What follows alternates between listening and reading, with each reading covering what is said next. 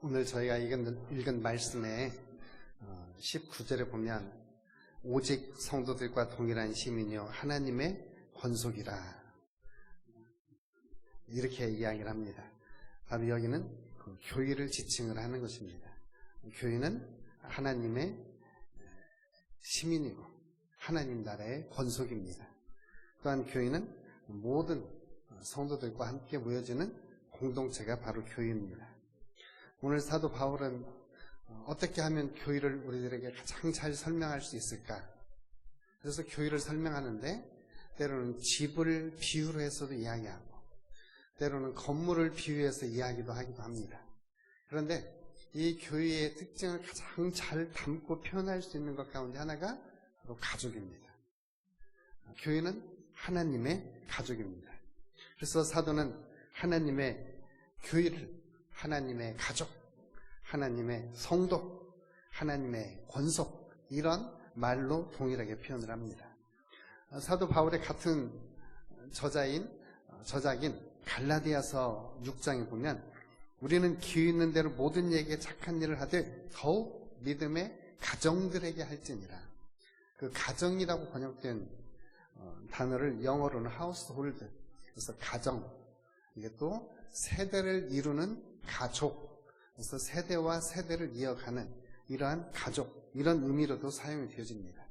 그래서 오늘 성경에서 말하는 교회는 하나님의 가정이고 교회는 하나님의 가족이다.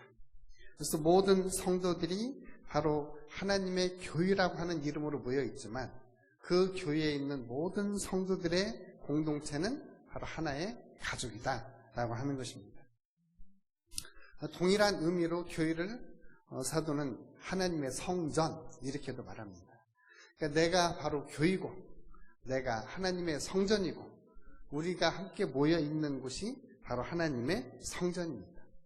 그래서 고린도후서 6장 16절에서는 성전에 있는 그 사람들을 바로 하나님의 백성 또 이렇게도 이야기를 합니다. 그래서 내가 교회고 내가 하나님의 백성이고 내가 하나님의 가족이고 그리고 내가 바로 하나님의 집이고 거의 같은 의미로 교회를 사도는 설명을 하고 있습니다.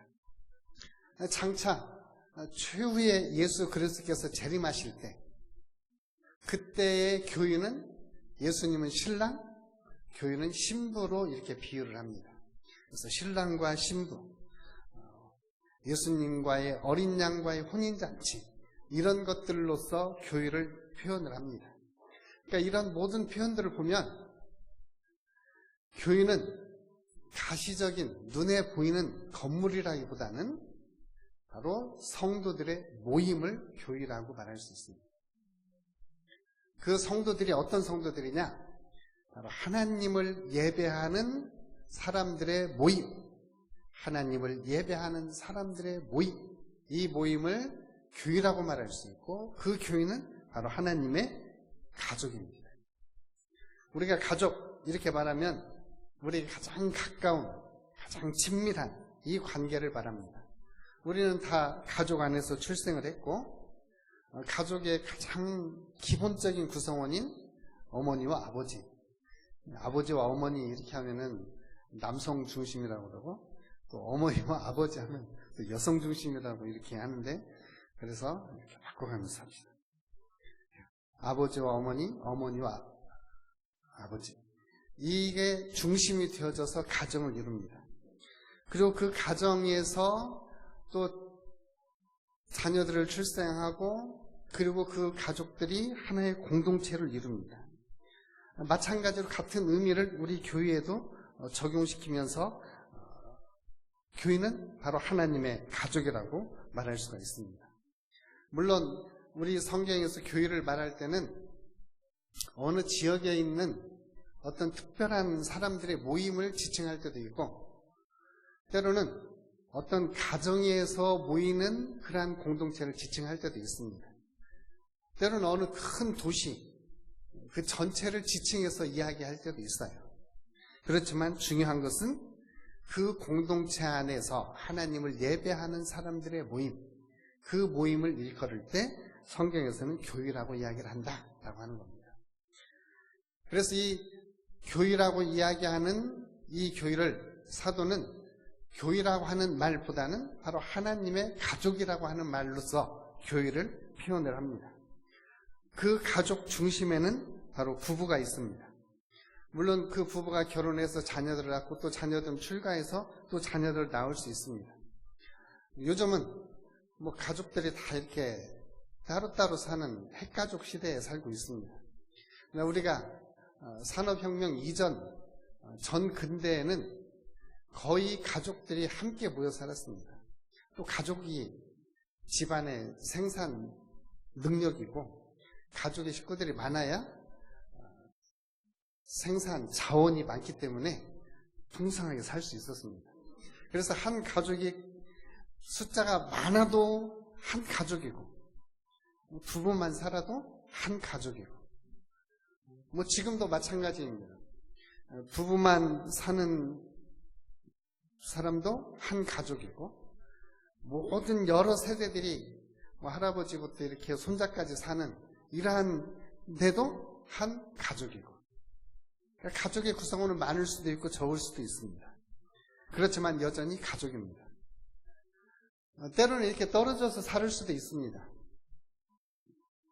떨어져 살아도 가족입니다. 그래서 옛날에 하지 못하던 옛날에는 가족이 연락할 수 있는 유일한 길이 편지였습니다.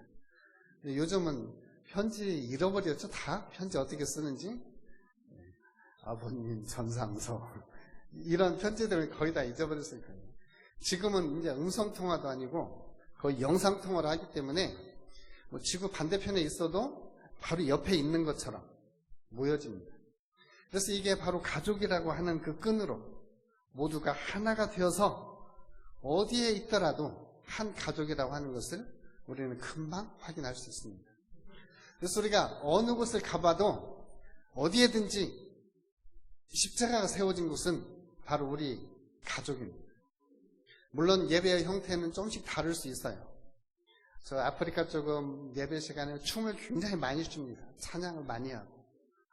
또 고교회 쪽, 뭐 영국 쪽의 이런 교회들은 전통, 형식 이런 걸 또 중시합니다.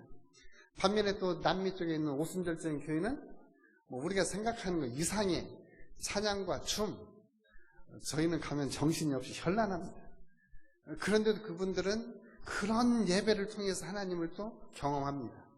오늘 저희와 같이 이런 또 예배를 드리는 데도 있고, 그래서 다양한 예배를 다양한 언어와 다양한 형태로 드리지만 각기 흩어져 있지만 이 모두는 하나님 안에서 한 가족입니다.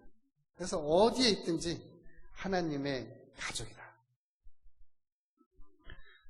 그 어린아이가 여행을 하다가 교회 십자가 있으니까 저기 아버지 집 있네?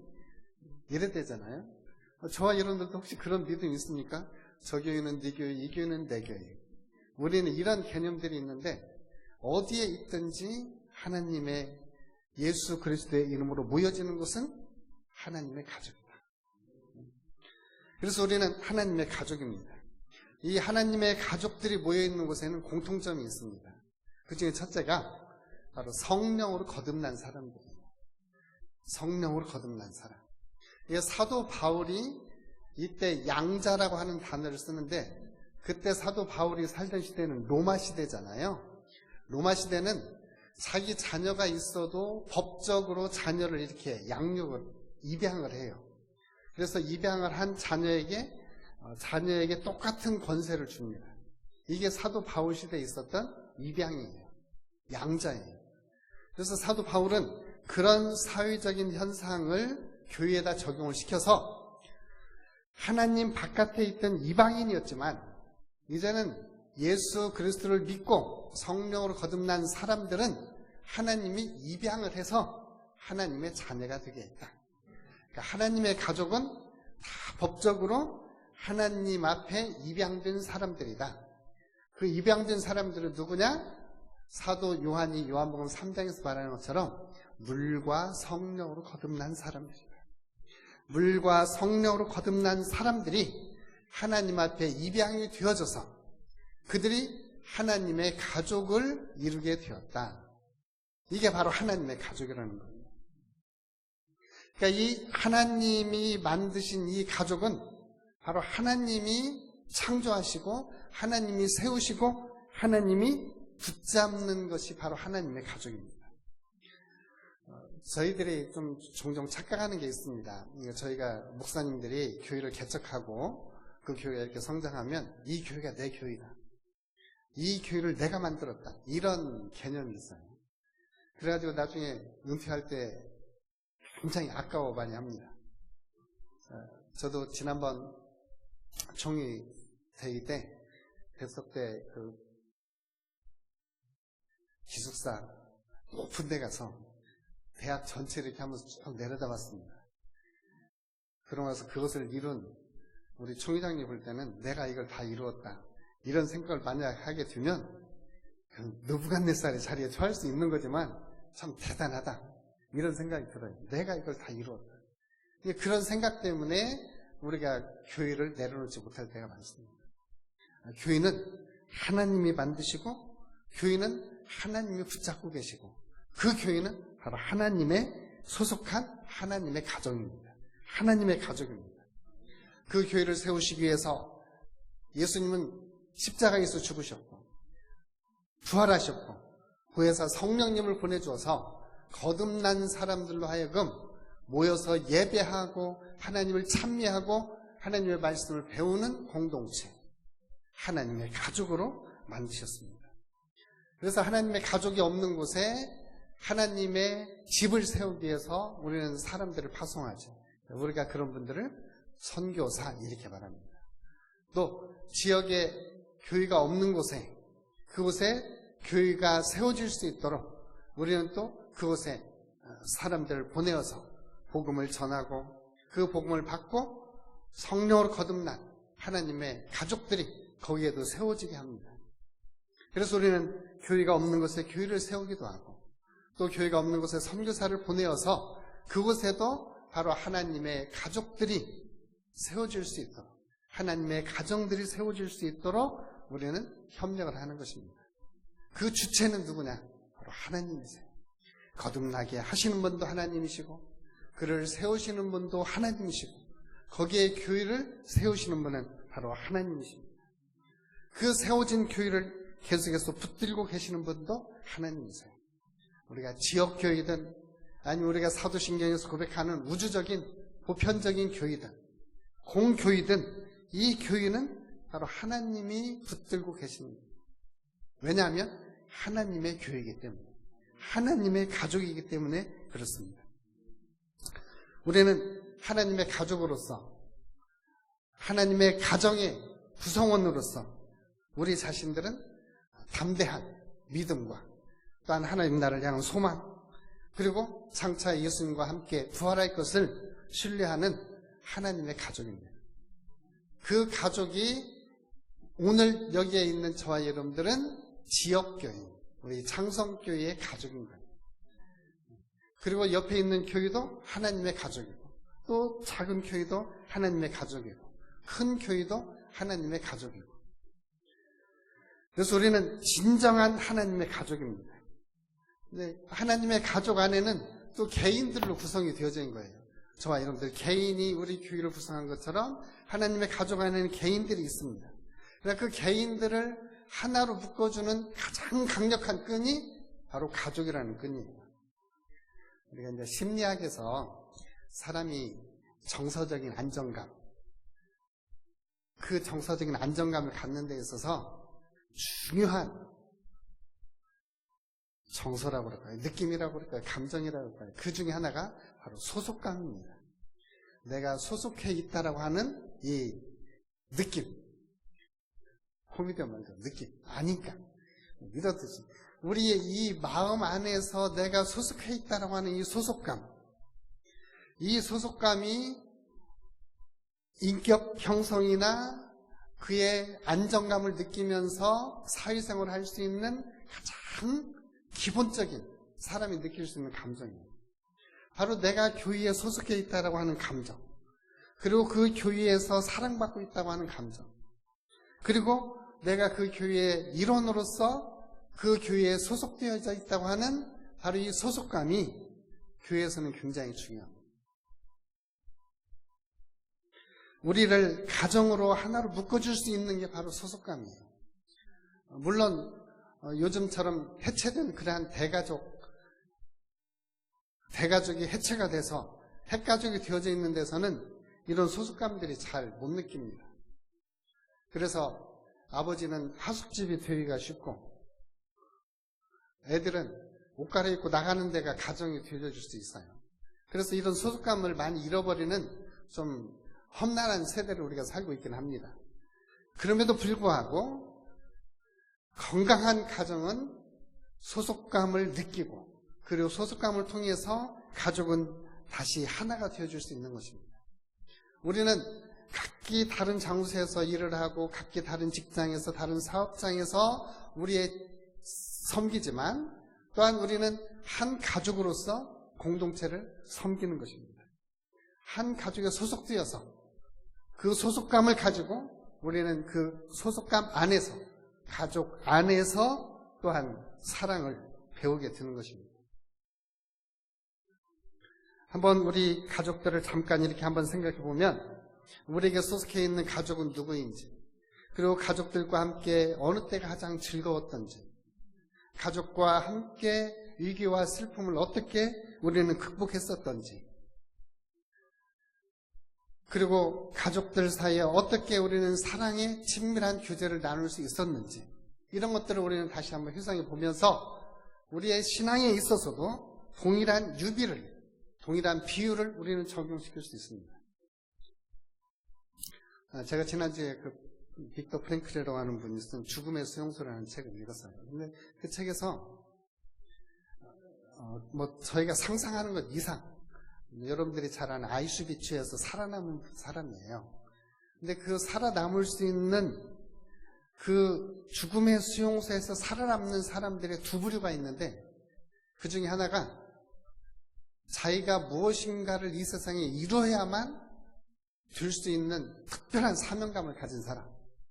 이런 사람들은 그 극심한 육체적인 고통, 영양의 결핍 이것을 이기고 살아난답니다. 그리고 두 번째는 가족이 기다리고 있다는 거 하는 믿음을 가지고 사는 사람. 지금 가족이 기다리기 때문에 나는 그 가족으로 돌아가야 된다고 하는 이 믿음을 가진 사람들은 그 죽음의 수용소에 살아나더라는 거예요. 이게 바로 가족의 소속감이고 이게 바로 가족의 끈입니다. 오늘 우리는 하나님의 가족으로 하나님이 우리를 사랑해서 자녀로 삼아주셨고 우리 모두가 하나님의 가족이 되게 하셨습니다. 그래서 우리 모두는 하나님께 소속해 있는 사람으로 하나님의 가족으로서 사랑받고 있고 우리도 여전히 그 사랑을 표현하면서 살아야 된다고 하는 사실입니다. 이것이 우리에게는 매우 중요합니다. 우리가 이렇게 하나님이 우리를 사랑하고 내가 사랑받고 있다는 사실이 내가 이 세상에서 최선의 삶을 살아갈 수 있는 발판이 되어지는 겁니다. 우리는 내가 소속되어 있다고 하는 감정, 내가 소속되어 있다고 하는 바로 이 정서적인 부분이 우리들에게 매우 중요합니다. 여러분들은 돌아갈 집이 있죠? 일이 끝나고 돌아갈 가정이 있는 사람들은 행복한 겁니다. 직장에서 일이 다 끝났는데 가정이 없어요. 혼자 사는 구시원 같은 방으로 이렇게 가야 된다고 하면 집에 들어가기 싫습니다. 저도 예수 믿기 전에는 자기 강원도 삼척군 도계라고 하는 곳에 좀 살은 적이 있어요. 거기에서 사는 남자들의 공통점이 다 학생들이에요. 그러니까 직장이 끝나면 가족이 있는 사람들은 다 집으로 갑니다. 그런데 가족이 없이 호래비들만 사는 사람은 누구나 약속했듯이 한간대로 모입니다. 느티올이라고 하는 그 학구방 같은 그런 집이 있었는데 말 안 해도 다 모여요. 가정이 없으니까 돌아갈 데가 없으니까 돌아갈 가정이 있고 내가 가야 할 하나님의 가족이 있다면 정말 행복한 겁니다. 집을 나가서 모든 재산 다 잃어버렸던 아들이 최후에 생각하는 게 뭡니까? 우리 아버지 집에는 양식이 얼마나 많은가? 우리 아버지 집에는 아버지의 집을 생각했다고 하는 게 이 아들에게는 굉장히 중요한 거예요. 바로 아버지의 집, 바로 예수 그리스도의 몸된 교회는 우리가 돌아가야 할 가족입니다. 우리가 가야 할 가정이고 가족입니다. 그래서 교회는 우리가 최후에 가야 할 가족, 우리의 최후의 가족이 바로 교회입니다. 요즘 우리가 사회적 거리두기 때문에 예배를 참석하지 못하는 분들이 있습니다. 제가 이렇게 보면 두 부류인 것 같아요. 첫째 부류는 내가 이렇게 사는 게 삶의 의미가 없어요. 내가 교회를 가서 하나님을 예배하고 교회에서 친한 친구들을 만나야 되는데 그 모든 기쁨을 다 상실하고요. 제가 사는 낙이 없습니다. 이런 분들이 한 부류 계시고요. 또 한 분들은 모르겠습니다. 정말로 내가 가야 할 내 영혼의 분야, 내가 마지막까지 붙잡아야 할 우리 하나님의 가족, 이게 바로 교회입니다. 그래서 얼마나 이 교회에 가고 싶은 건지, 그리고 그 교회 안에서 만나는 친구들을 보고 그냥 얼굴 한번 보고 잘 있었어라고 이야기할지 모르지만 그것이 우리의 영혼에, 우리의 심정에 얼마나 큰 평안과 안식을 주었던지, 이게 바로 하나님의 가족에 소속해 있는 가족들이 느낄 수 있는 겁니다. 제가 저희 며느리가 가면은 손자를 보고 항상 그래요. 아버님, 우리 예준이가 아버님 많이 닮았어요. 이렇게 말하면 제가 이렇게 손자 보면 별로 안 닮은 것 같아요. 근데 제가 이번에 가서 손자를 보면서 손자가 나를 닮은 걸 하나 딱 발견했어요. 그게 뭐냐면, 얘가 지금 저희 며느리가 병원에 입원해 있습니다. 그리고 아무도 면회가 안 되니까 이제 아들이 가서 병간호를 하고 있고 수술을 하고 병간호를 하고 있고 저하고 집사람은 이렇게 얘기를 보는데, 이 아이가 엄마 아빠가 갑자기 없으니까 창가에 가서 이렇게 쳐다보고 있어요, 밖에를. 그래서 가서 이렇게 봤더니 그 큰 눈에서 눈물을 툭툭 흘리고 있더라고요. 야, 어찌 너는 내가 그거 가르쳐주지도 않았는데 어찌 할아버지와 똑같이 창문 쳐다보고 눈물 흘리고 있냐. 어찌 보면 가족은 정말 우리에게 필요한 게 가족이고요. 가장 친밀한 끈이 가족이고 다시 우리를 묶어줄 수 있는 것이 바로 가족입니다. 그 가족이 바로 우리 교회가 하나님의 가족이라는 것입니다. 오늘 그래서 우리는 하나님의 가족으로서 우리가 소속해 있는 우리의 성도들이 서로 격려하고 서로 막 용기를 주고 필요를 서로 채워주고 그러면서 부대끼면서 존재감을 느껴질 때 우리의 가족은 정말 하나님이 원하시는 아름다운 공동체의 교회로 지역교회에서 뿐만이 아니라 보편적인 우주적인 교회에서 하나님의 복이 있는 그러한 교회가 될 줄로 믿습니다. 우리가 사는 지역은 다를 수도 있고 삶의 공간은 조금씩 다를 수도 있지만 우리는 하나님의 가족입니다.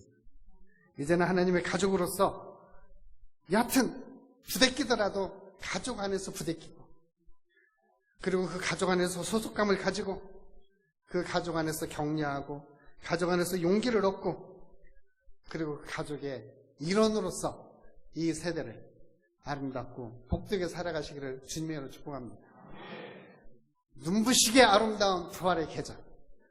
그래서 우리 하나님의 가족도 눈부시게 아름다운 하나님의 가족. 그래서 마지막 딱 한 말씀만 하고 마치겠습니다. 앞으로 눈부시게 아름다운 부활의 계절에 꽃길만 걸으세요. 기도하겠습니다. 아버지 하나님 고맙고 감사합니다. 오늘 저희들에게 하나님의 가족, 교회를 주시고 이 가족에 소속하고 이 가족에서 사랑을 느끼고 이 가족 안에서 교제를 하고 이 가족이 존재함으로써 내 아이의 존재가 느껴질 수 있는 하나님의 가족, 우리 교회 되게 하여 주옵소서. 예수님의 이름으로 기도합니다. 아멘.